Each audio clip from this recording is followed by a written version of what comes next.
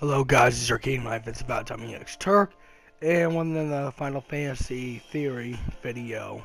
And this is going to be the most outrageous and craziest theories I've ever done in a long time.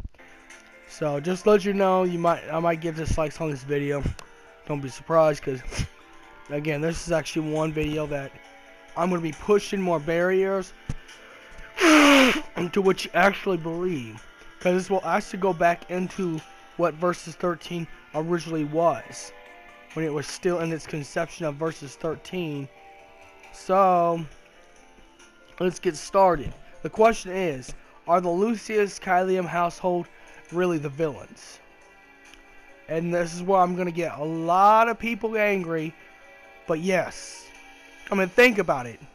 When Eos gave birth to Arden and Azunia, because there were offsprings with humans, since Eos was a goddess and she had two offsprings from a human being.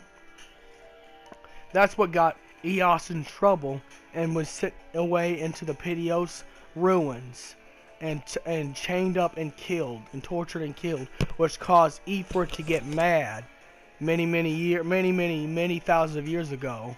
Of course, Ifrit, being really loyal to his mother Eos, Ifrit created the Star Scourge out of anger and hatred.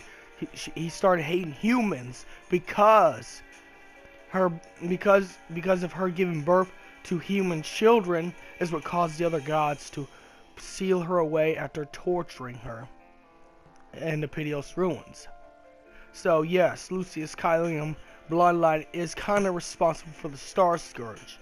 Because if Eos would have never, again, this goes back to Versus 13 a little bit, that they kept in the 15. And that's what I said, people are going to get very mad at this theory. But, the Lucis Cealum bloodline was never meant to exist. There actually has summon. That's how come they could summon swords and all this other power that not even the Niflheim Empire has. But, nonetheless, it was because of all that. The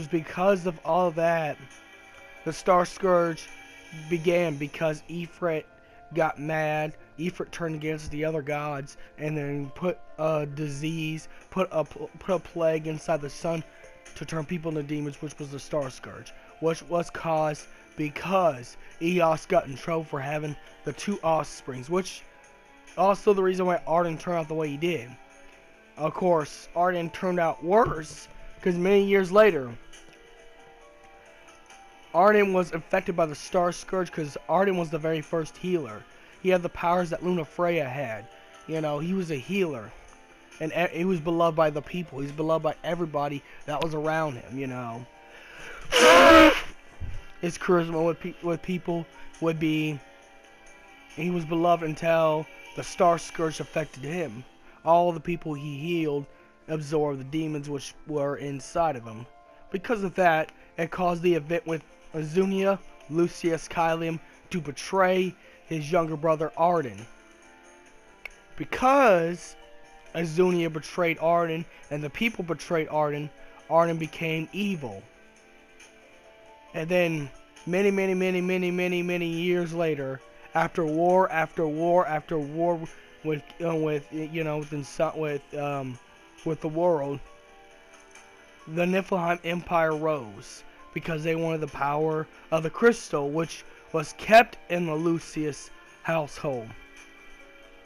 So the Lucis Cealum is also responsible for the rise of the Niflheim Empire, the most evilest, sinister empire in Final Fantasy ever. Even pushes more than Shinra does.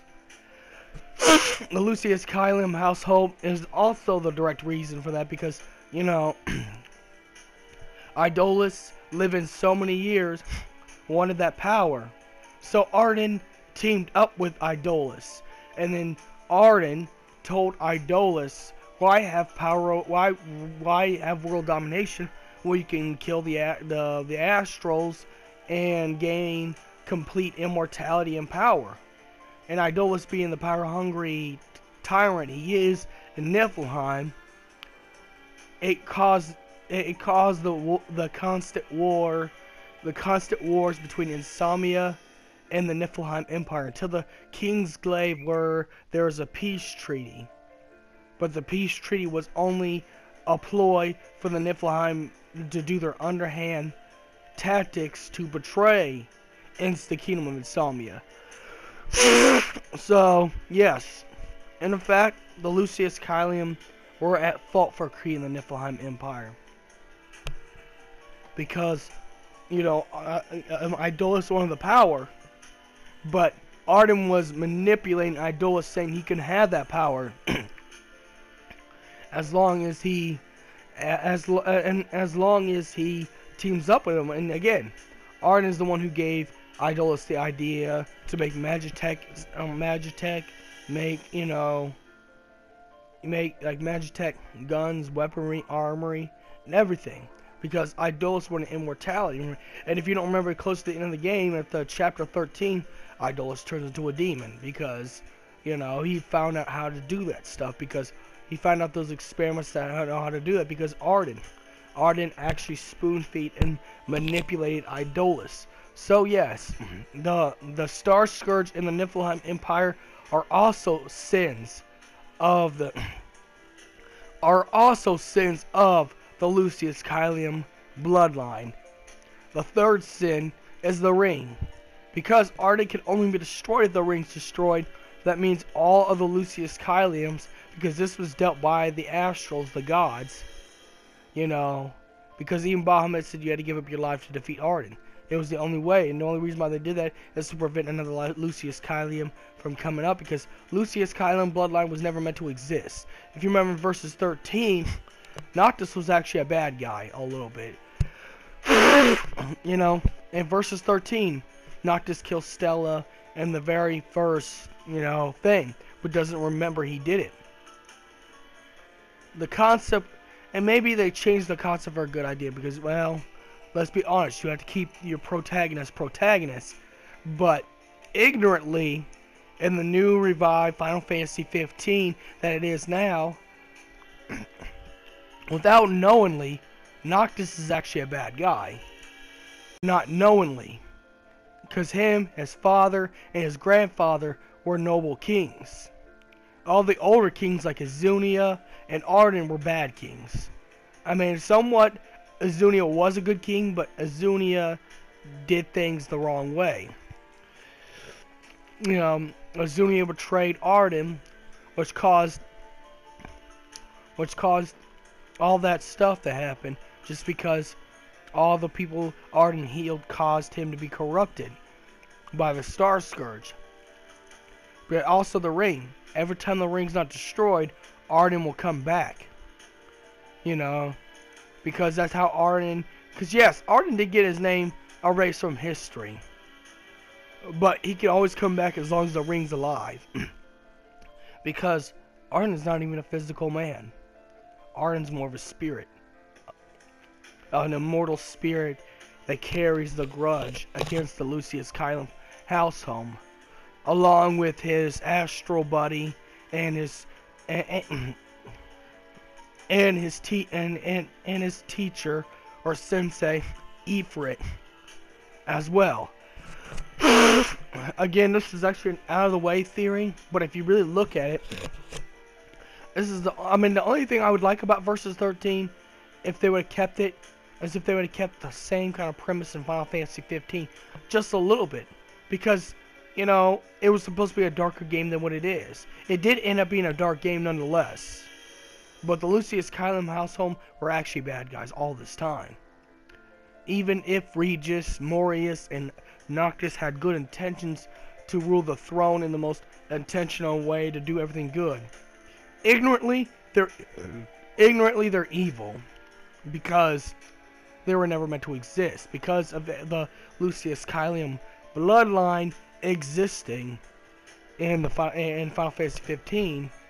You know, Goddess Eos got punished, got Ifrit mad. Ifrit created the Star Scourge. The Niflheim Empire, one of the same kind of power in cities that Insomnia had because of the crystal. Because if you look at Niflheim cities, it don't look as good as Insomnia. But, you know, they wanted Insomnia's crystal, which caused the Niflheim Empire to rise, which caused all the problems that you see, all the wars in Final Fantasy 15, all the, all the sacrificial kings, all this stuff was due to the fatal error of Eos breeding with a human being to create the Lucis Cealum household. That's why the Lucis Cealum household is very powerful. In fact, they're the strongest bloodline in Final Fantasy history ever. Compared to the ancients of Final Fantasy VII, I'd have to say the Lucis Cealum bloodline are the strongest characters. Even without Arden's immortality, they're still one of the strongest characters because the swords they can the arbiter they can wield, and the fact that they can get gods and astrals to do what they want, because the powers that the Lucis Cealum has. But it comes at a cost because they were never meant to be. That's why I said this concept really comes from Versus 13. And again, this is a very wild theory, so I can't blame anyone if I get dislikes on this, because I know we all love Noctis. Noctis is a good king. Noctis is a good character, In fact, I felt bad. I felt really sad when he died at the end of the game, but at the same time, I understood, because Bahamut was right. The Lucis Cealum household was never meant to exist, because goddesses or astrals aren't supposed to, or summons aren't supposed to breed with human beings. Understandably so, because there's always going to be problems with that stuff, Man's imperfect, and angel, demons, gods are of a higher echelon than human beings. Because of that, it led to the tragedy of the Lucis Cealum household. So in the short, yes, everything's the Lucis Cealum bloodline's fault for everything that happened in Final Fantasy 15 so far, such as the Niflheim Empire, the Star Scourge, the wars, everything. Ignorantly, but it did happen because of them. So may the crystal be with you. And again, I don't blame you if you put a dislike or unsubscribe, because this is a crazy theory. And have a nice day.